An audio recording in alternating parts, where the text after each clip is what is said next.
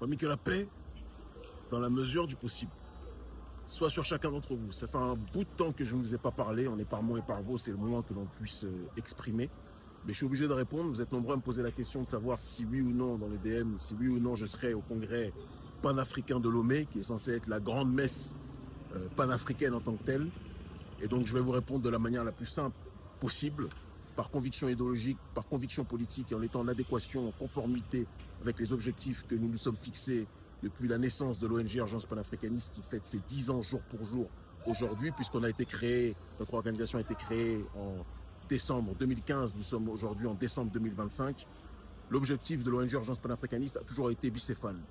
Lutter contre le néocolonialisme qui asphyxie nos États, mais lutter aussi contre la tyrannie de nos chefs d'État qui asphyxie nos populations. C'est une double tyrannie, c'est un double pillage, c'est un double écrasement. Et nous avons toujours été dans une optique de nous dresser contre justement ce double mal. Je sais qu'aujourd'hui, tout est segmenté. Il y a des gens, leur combat est uniquement d'être dans une logique de lutter contre la tyrannie. C'est une chose.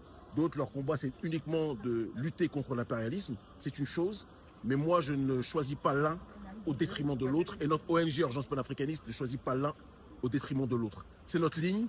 Ça me fait perdre beaucoup. On se prend pour cette raison beaucoup de coups. D'accord? Ça nous ostracise et ça nous aliène beaucoup d'alliances et de partenaires. Mais je ne vais pas trahir mes convictions pour plaire à qui que ce soit. Je lutte contre la folie et la tyrannie d'un dirigeant politique qui se nomme Patrice Talon dans mon pays.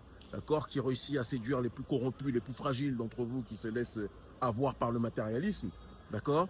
Je ne vais pas, tout en luttant contre le régime despotique de Talon dans mon pays, aller, comment dirais-je, me verser dans les bras du régime qui est tout aussi despotique et qui asphyxie tout autant sa population. Ça fait 20 ans, jour pour jour aussi, que le clan Gnassingbé a pris le pouvoir au Togo. Il y a une injustice sociale galopante au Togo comme dans d'autres pays, c'est une réalité.